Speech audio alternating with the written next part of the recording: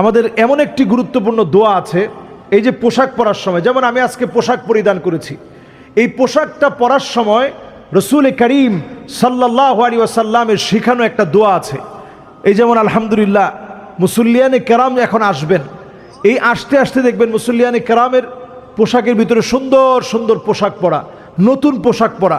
তো নতুন পোশাক পরার সময় অথবা নতুন পোশাক না হলেও ইস্ত্রি দেওয়া একটা জামা, যে জামাটা অন্যান্য জামার চাইতে সুন্দর, এই জামাটা পরিধানের সময় একটা দোয়া পরে আপনি আপনার গুনাহ মাফ করায় নিতে পারেন। সুবহানাল্লাহ, একটা দোয়া।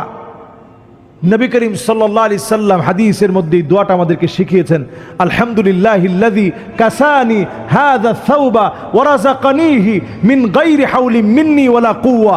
দোয়াটা হচ্ছে, আয় আল্লাহ তাআলা, আপনি আমাকে যে পোশাকটা পরিয়েছেন আমি আমার নিজের ক্ষমতার কারণে পড়তে পারি নাই, নিজের যোগ্যতার কারণে পড়তে পারি নাই, আল্লাহ আমার আছে বলে আমি পড়তে পারি নাই, আপনি আমাকে পরিয়েছেন, আল্লাহ আপনি আমারে পড়াইছেন। আল্লাহ এত খুশি হয়, ফেরেশতাদেরকে ডেকে বলে, যাও আমি আমার এই বান্দার গুনাহ খাতা মাফ করে দিলাম। সুবহানাল্লাহ বিহামদি।